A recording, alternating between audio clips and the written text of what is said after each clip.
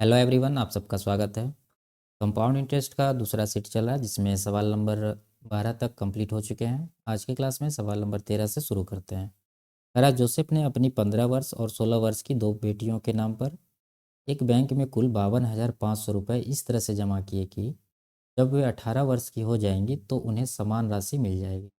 यदि बैंक सालाना चक्रवृद्धि ब्याज के रूप में 10% देता है तो जोसेफ ने अपनी छोटी बेटी के नाम पर कितनी राशि जमा की। ठीक है, सवाल को डायरेक्ट कर सकते हैं लेकिन उसके पीछे जो कॉन्सेप्ट लगता है वो हम लोग यहाँ पर समझते हैं। मान लेते हैं छोटी बेटी को एक्स राशि मिलता है और बड़ी बेटी के नाम पर वाई राशि। तो एक्स जो है इसका मिश्रधन कितना बन जाएगा, ये हो जाता है कितना 1+r/100। आर कितना है 10%, तो ये हो जाएगा 10/100। ठीक है, अब देखिए यहाँ पर टाइम हम लोग को देखना, अभी एज है 15 साल, 18 साल होने में अभी कितना टाइम है 3 साल का, तो इसका टाइम हो जाएगा 3 साल। उसी तरह से बड़ी बेटी का भी राशि कितना इसको दिया है वाई, इसका कितना मिश्रधन बन जाएगा 1+r यानी 10/100। पावर हो जाएगा इसका कितना, अभी एज है 16 साल और 18 साल होने में इसको 2 साल का टाइम है, तो इसका टाइम हो जाएगा 2 साल। यहाँ पर देखिए ये हो जाएगा कितना, कटा देते हैं इसको, 11/10 यानी 11/10 पर पावर 3, ये हो जाएगा 11/10 पर पावर 2। यहाँ पावर 2 है, यहाँ पावर 3 है, तो हम लोग कटा देते हैं। तो यहाँ एक्स और वाई का रेशियो क्या आ जाएगा, ये उधर जाकर उलट जाएगा यानी 10/11 हो जाएगा। यानी बड़ी बेटी के नाम पर 10 यूनिट धन इन्वेस्ट करेगा, ये छोटी बेटी के नाम पर, और बड़ी बेटी के नाम पर 11 यूनिट। तो हम लोग को यही निकालना है, यहाँ तक निकल जाएगा तो आसानी से हम लोग आगे कर सकते हैं। तो इसको निकालने के लिए ये सब हमेशा करना जरूरी नहीं है। तो हम लोग देखेंगे सबसे पहले रेट, रेट है इसका 10%, इसका फ्रैक्शन हो जाता है 1/10 यानी 10 से 11। उसके बाद हम लोग को देखना है कि टाइम का गैप कितना है दोनों में। एक का एज है 15 साल, एक का एज है 16 साल, यहाँ पर टाइम में कितना का गैप है 1 साल, तो इसको हम लोग पावर 1 करेंगे। एक पावर नहीं करना पड़ता, वो ऑलरेडी रहता है। ठीक है, तो यहाँ पर अब कैसे समझेंगे कि 10 किसको जाएगा 11 किसको जाएगा। तो यहाँ पर हम लोग जो निकाले हैं, छोटी बेटी को गया है 10, बड़ी बेटी को 11, यानी कि जिसका एज कम है उसको कम राशि उसके नाम पर इन्वेस्ट होगा, और जिसका एज ज़्यादा है उसको ज़्यादा राशि उसके नाम पर इन्वेस्ट करना पड़ेगा। ताकि इसको देखिए, इसको 2 साल ही टाइम मिला है जबकि इसको 3 साल टाइम मिला है, और लास्ट में जाके दोनों का मिश्रधन बराबर हो जाता है। इसलिए जो बड़ा है यानी जिसका एज ज़्यादा है उसके नाम पर कम राशि इन्वेस्ट करना, ज़्यादा राशि इन्वेस्ट करना पड़ेगा, और जिसका एज कम है उसके नाम पर ज़्यादा राशि इन्वेस्ट करना पड़ेगा, तब जाके लास्ट में दोनों का अमाउंट बराबर होगा। तो ये छोटी बेटी के नाम पर हो गया, ये बड़ी बेटी के नाम। अब देखिए दोनों मिला के कितना हो रहा है, 10 और 11 21 यूनिट। इसी 21 यूनिट का वैल्यू टोटल धन के बराबर होगा। कितना इन्वेस्ट कर रहा है 52,500, 21 यूनिट का वैल्यू 52,500। यहाँ से 1 यूनिट का कितना आएगा, इसको डिवाइड करेंगे तो 21 दूना 42, 21 पंचा 105 यानी 2500 आ रहा है। हमसे पूछ रहा है छोटी बेटी के नाम पर, छोटी बेटी को छोटा राशि जाएगा यानी कि 10, तो 10 यूनिट का वैल्यू कितना आ जाएगा, एक का 2500 है तो 10 का 25,000 आएगा। ऑप्शन नंबर डी हमारा सही आंसर हो। ठीक है, अगला सवाल देखते हैं। एक महिला ने एक निजी फंड में निवेश किया, उसके 13 वर्ष और 15 वर्ष के आयु के बेटे और बेटी के नाम पर कुल 10,25,000 रुपये की राशि इस प्रकार से मतलब इन्वेस्ट करता है कि उसे 18 वर्ष आयु होने पर समान राशि मिलती है। यदि कंपनी सालाना चक्रवृद्धि ब्याज पर 20% चक्रवृद्धि ब्याज देती है तो उसके बेटे के नाम पर कितनी राशि जमा की जानी चाहिए। ठीक है, बेटे के बारे में पूछ रहा है। देखिए यहाँ पर हम लोग देखेंगे सबसे पहले रेट, रेट है कितना 20%, तो 20% का फ्रैक्शन हो जाता है 1/5 यानी 5 से 6 होगा। अब देखना है एज गैप, एज गैप कितना है दोनों में, बेटा और बेटी में 13 और 15 यानी 2 साल का अंतर है, तो इसका हम लोग स्क्वायर करेंगे। 3 साल का स्क्वायर 3 साल का गैप रहता तो इसका हम लोग क्यूब करते, तो ये हो जाएगा 25 और ये हो जाएगा 36। ठीक है, अब देखिए यहाँ पर टोटल कितना हो रहा है, 25 और 36 30 20 50 और 11 61 यूनिट हो रहा है टोटल। इसी 61 यूनिट का वैल्यू जो है 10,25,000 के बराबर होगा। ठीक है, तो बेटा का पूछ रहा है तो बेटा का एज कम है, बेटा का 13 साल एज है, तो छोटा अमाउंट बेटा को जाएगा, ये जाएगा सन को। तो हम लोग को 25 यूनिट का वैल्यू निकालना है, तो यहाँ पर निकालते हैं 10,25,000 को 61 से डिवाइड करेंगे, उसके बाद ये 25 यूनिट का निकालना है तो 25 से गुना कर देंगे। 61 है नीचे, घटाना थोड़ा मुश्किल होगा तो हम लोग इसको अप्रॉक्स में लेंगे। देखिए 60 से इसको कटाते हैं, 60 इक्का 60 बचा कितना 41। ठीक है, 41 पर 5 जाएगा यानी कि 415 हो रहा है। 6 बार में लगाएंगे तो 7 बार में इसको लगा देते हैं। ठीक है, 415 से थोड़ा सा ज़्यादा जाएगा 7 बार में, यानी ये हो रहा है 17,000 अप्रॉक्स है। 17,000 को अगर 25 से गुना करेंगे तो ये कितना आएगा, 17 पचे 85, 50 8, 17 एक दूना 34, 8 42, यानी 4,25,000 हो रहा है। लेकिन यहाँ पर अप्रॉक्स में कटाए हैं तो इससे थोड़ा सा कम जो होगा वही आंसर होगा हमारा। तो यहाँ पर थोड़ा सा कम 4,20,000 है, 4,20,082। तो हमारा ऑप्शन नंबर 20 सही आंसर होगा। अगला सवाल देखते हैं।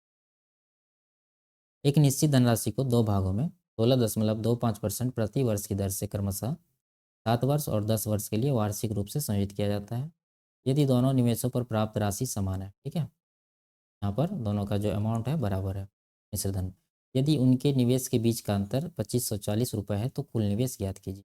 देखिए सबसे पहले रेट पकड़ेंगे। रेट पिछले सवाल के जैसा ही ये भी है, कॉन्सेप्ट वही लगेगा, बस लैंग्वेज अलग है। ठीक, तो 16.25 हो जाता है 1/6, यानी धन हो जाएगा 6 से 7। अब यहाँ पर टाइम का गैप देखेंगे, 7 साल 10 साल, कितना का गैप है, 3 साल का। इसका पावर 3 करेंगे तो 6 छः के 36 है कि 216 होता है। यहाँ पर 7 का क्यूब कितना होता है, 343। देखिए दोनों में कितना का अंतर है, यहाँ पर तो माइनस करेंगे तो 13 में 6 घटेगा 7, और यहाँ पर 3 में घटा 2, 127। इसी 127 यूनिट का वैल्यू, ये जो अंतर दिया हुआ राशि में 2540, इसके बराबर होगा। तो यहाँ से 1 यूनिट का कितना आएगा, इसको घटाएंगे तो 20 बार में जाएगा। ठीक है, 1 यूनिट का 20 आ गया। अब यहाँ पर कुल निवेश हमसे पूछ रहा है, कुल निवेश कितना हो रहा है, यानी कि इन दोनों को जोड़ना पड़ेगा। इन दोनों को जोड़ के कितना हो रहा है, यहाँ पर जोड़ते हैं 3 2 5, 550 और 9 559। ठीक है, 559 यूनिट का हम लोग को निकालना है।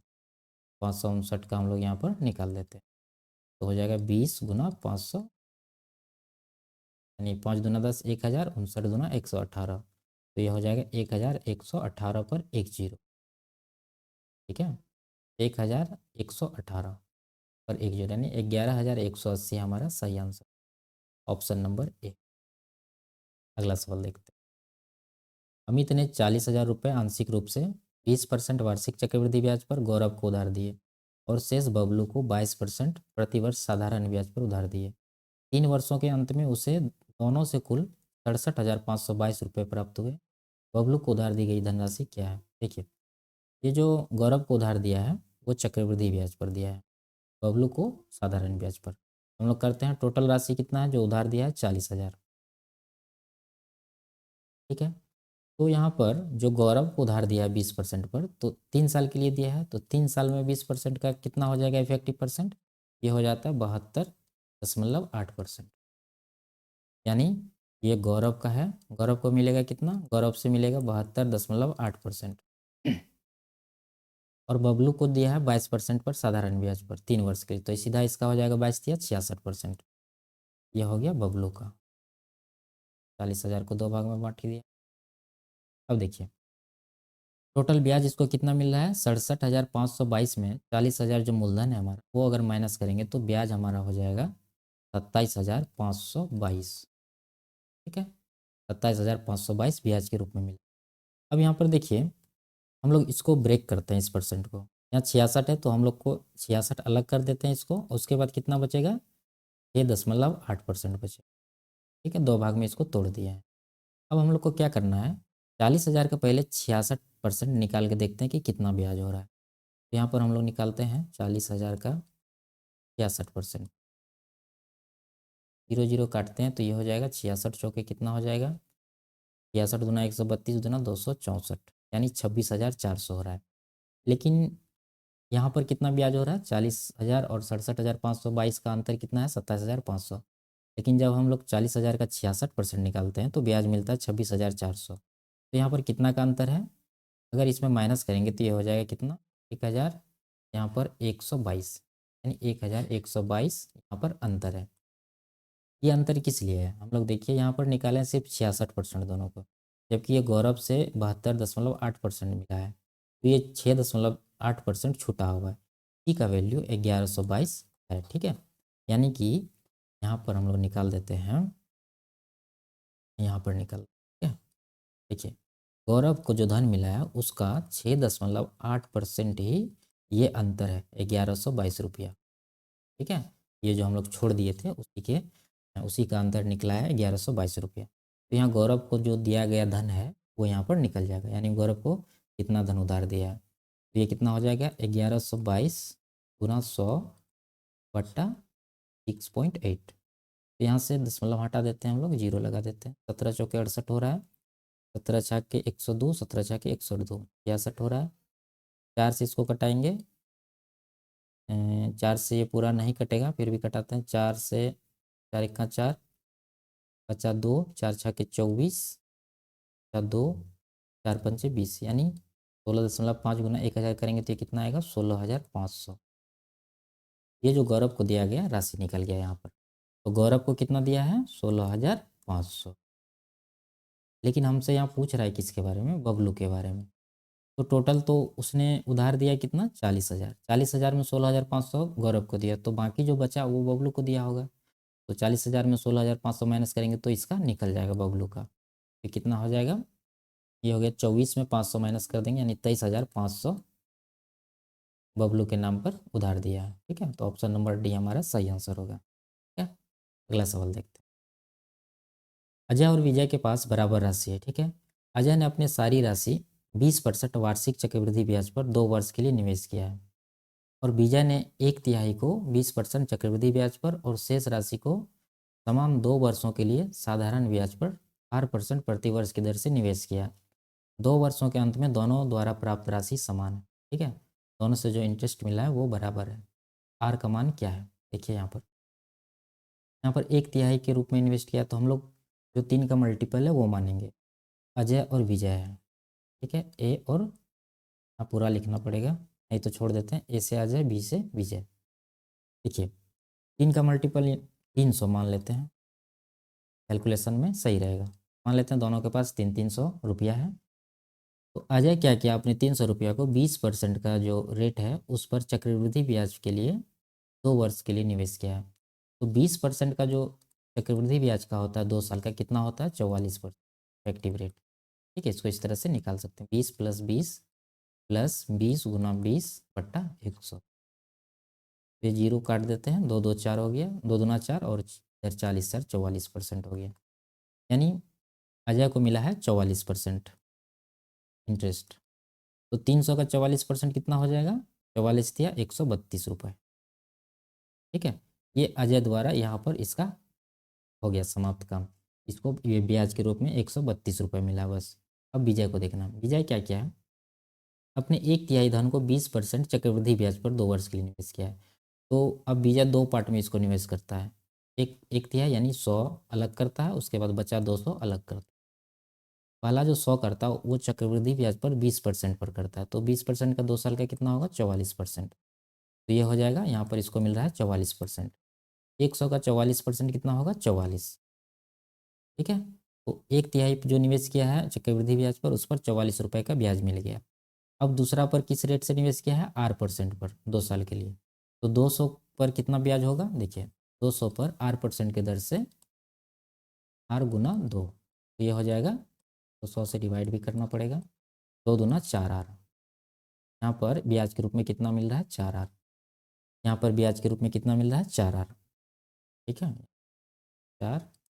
अब देखिए यहाँ पर कह भी रहा है कि लास्ट में 2 वर्ष के अंत में दोनों का राशि बराबर हो जाता है, ठीक है। दोनों को जो ब्याज के रूप में राशि मिलता है वो बराबर हो जाता है, लेकिन यहाँ बराबर नहीं है। इसको मिला 44, यहाँ मिला है 132, तो इसको 88 रुपया ज़्यादा मिला है। तो ये 88 इसको भी मिला होगा, लेकिन इसको इस पार्ट पे नहीं मिला है, इसको दूसरे भाग पर मिला है 88 रुपये। ये 200 का जो निवेश किया है इस पर ब्याज के रूप में 4R मिला है, उसी पर इसको 88 रुपया मिला है, ठीक है।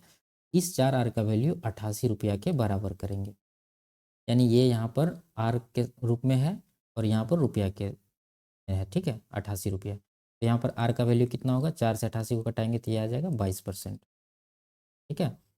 तो हमारा आंसर जो है R का मान पूछ रहा है, तो 22% इसका सही आंसर होगा, ऑप्शन नंबर सी, ठीक है। इस सवाल के साथ आज का क्लास समाप्त करते हैं, मिलते हैं अगले क्लास में, तब तक के लिए बाय बाय, टेक केयर।